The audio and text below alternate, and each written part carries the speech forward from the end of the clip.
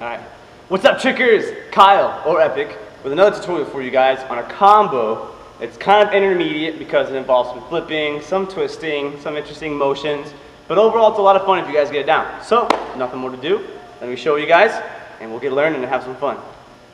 So what it looks like is you're going hook, front side down, touchdown hook, master scoop, swing cork. If you can't do any of what you just saw, then you got some training to do and some tutorials to watch. If you can't hook kick or front side or backside nine, there's some tutorials up there for you guys. If you can't scoop, there's a tutorial there for you guys. If you can't cork, there's a tutorial over there for you guys.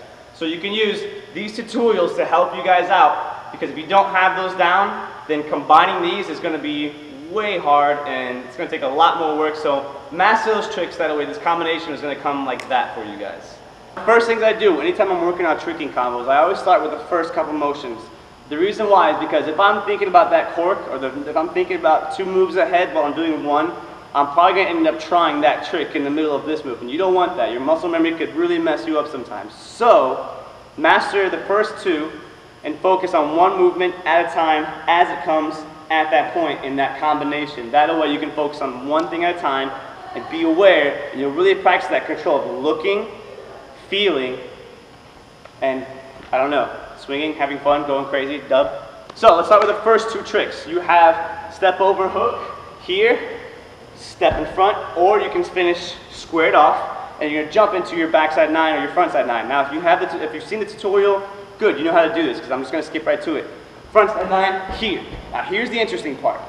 When you come out of your frontside nine, normally you would come here and kind of spin out because you would just finish. This time you actually have to control kind of finishing squared off, not here, but there. As you come out though, since you're kicking with this leg, the next trick is the touchdown hook. So when you're coming out of your front side nine, you want to come out, since this leg comes here, that arm is going to follow and go in between my feet. That motion creates momentum to go this way. So I'm going to use that and finish with my hook kick. So out of that front side nine, you go kick, plant, hook. Now when you're hooking, you don't want to just kind of kick lightly, because then you'll fall back. You got to use that hand and that foot that's already on the ground as, you know, the way you do your feet when you're just standing. So you're coming here, plant, push off your hand as your hook kick swings around to bring you back up tall. Now you don't want to let that foot touch the ground though if you're going for the master scoot. If you know how to scoot, then that's fine. If you don't know how to scoot, use a tutorial and just go ahead and follow that touchdown hook into a scoot motion. If you want to go to the master scoot because the scoot's flowing easier and you're done with that progression, then when you're coming out of that touchdown hook, here, instead of letting it touch, you're going to just bring it right behind your leg. You're not going out and around, you're not trying to go in front, nothing crazy. You're just following the movement of the hook kick and bring it to your leg.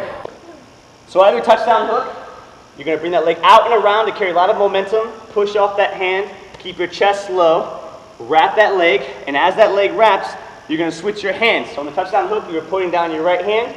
When you go into the master scoot, you're going to be reaching and switching into your left hand to go into the scoot part. Now even though your chest is low, out of that touchdown hook, you want to keep it low, but don't stay facing the ground or it's going to look like this. Alright, it's retarded. So what you want to think about doing is as you come out of it and you go into that wrap, keep your chest facing out or up. It'll help your hips and body go over more, so when you go into that master scoot, it has an easier setup into your cork. And real fast, before I go for the transition to the cork, it's really important to make sure you kind of think about the structure of your hips and your shoulders in that scoot / master scoot motion. Think about keeping your whole body facing that way, not just your shoulders, because it's more than just having your body facing or your head face it. You have to get those hips facing it. The only reason why is because if they stay low, you don't carry enough momentum in that kind of a small laggy spin to follow through into a cork. You have to get it wide and dynamic in order to bring it up into that set for that cork. So keep that in mind when you're doing your master scoot. That way you can keep that power going around so that momentum stays steady throughout the entire combo into that final cork. And if you already know how to scoot and you know how to go into a cork, it's basically kind of the same thing. So as you're coming out of your scoot motion, you're going to stand up before you swing. That way you can have your chest up And the swinging part's a lot easier. Otherwise, when you're down here, it's a lot harder to swing that way because you're not getting that lift. Doing this helps your body launch you up a lot higher, gives you all that height that you need. From there, it's kind of a matter of just following through into that cork, paying attention to your hand motions as you come out. What I do, since I cork to my left and I master scoot this way, as I come into, I'm just gonna do a scoop, as I come out of my scoot, I keep this hand live the entire time, so when I do wrap, it's behind me out of that scoop, so when I swing, I go up and pull it around. So it starts back here and I can pull it up and punch the armpit as I go into that cork motion. And that's pretty much how I do that combination. Again, like I said before, don't just go through the entire thing right on. Master the first couple tricks and then add one and then add another when you master that combo. Keep adding them as you master the combo because it's gonna get clean. Those tricks will be solid for you, so if you're doing any other combos, those tricks are gonna be like that for you because you've been drilling them. Don't just try it a couple times and then give up. Train. If you approach this with an open mind to learn, but the will to keep trying, even if you fail, you're already halfway there to learning this. It's just a matter of understanding the movement and having fun. Other than that, here's some slow-mos. Thanks for watching, you guys. Take great care and stay positive.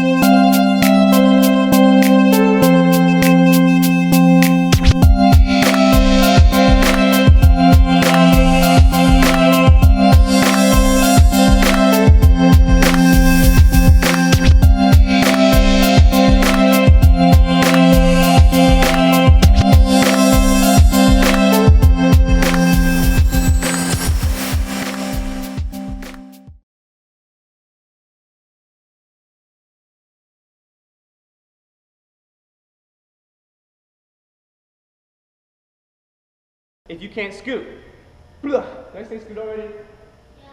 Shit.